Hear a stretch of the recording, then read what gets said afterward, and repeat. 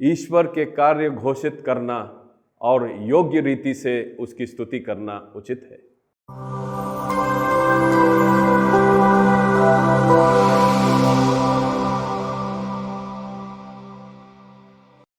सबों को जय यीशु। प्रिय भाइयों एवं बहनों, आज के दोनों पाठ के द्वारा ईश्वर हमारा ध्यान भिक्षादान एवं हमारे द्वारा दूसरों के लिए किए गए उपकार और त्याग की ओर आकर्षित करते हैं। पिछले कुछ दिनों में हम तोबित के ग्रंथ का पठन कर रहे हैं। किस प्रकार तोबित अपने परेशानियों में भी ईश्वर को धन्यवाद देते हैं।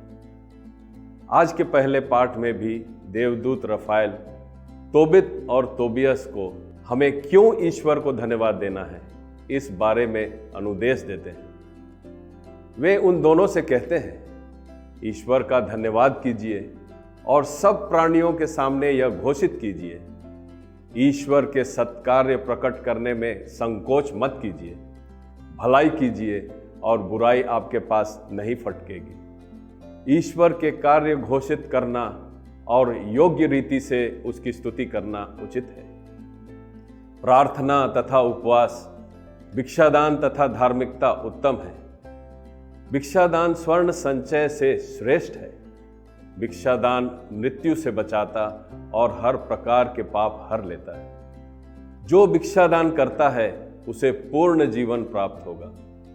प्रिय भाइयों और बहनों, जिस प्रकार तोबित देवदूत के निर्देशों का पालन जीवन के अनेक कठिनाइयों में भी करते थे, हमें भी अपने जीवन में हर प्रकार की परेशानियों में ईश्वर की स्तुति आराधना और उनके आज्ञाओं का पालन करना चाहिए। अपने स्वार्थपन को परे रखते हुए लोगों की भलाई करनी चाहिए।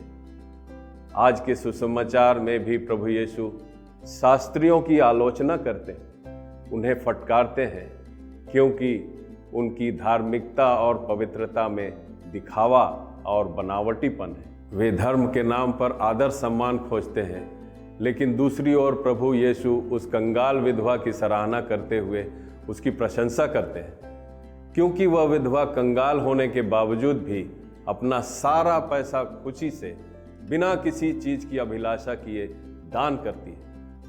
यीशु क्रिस्त हमारा ध्यान उस विधवा की ओर आकर्षित करते हैं और हमें बताना चाहते हैं कि हमारे हालात भी ऐसे हो सकते हैं जहां हमें लगता है कि हमारे पास कुछ नहीं, पर यदि हम उस परिस्थिति में भी दूसरों को दान दें तो वह ईश्वर की दृष्टि में सर्वोत्तम है। जब हम संपन्न रहते हैं तो हमारा दिया हुआ दान हमारे घमंड का कारण बन सकता है, परंतु यदि हमारी कंगाली में बिना किसी अभिलाषा के खुशी से हम दान देते हैं, वह ईश्वर की दृष्टि में सर्वोत्तम है।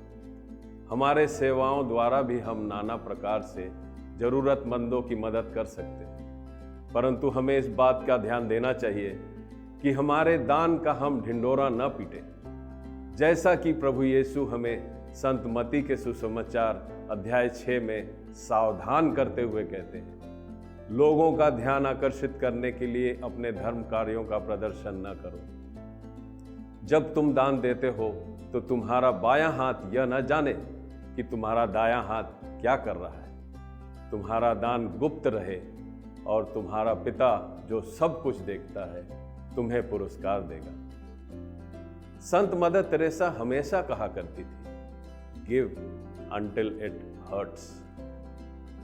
तो आइए भाइयों और बहनों, इस कृपा के लिए हम ईश्वर से प्रार्थना करें।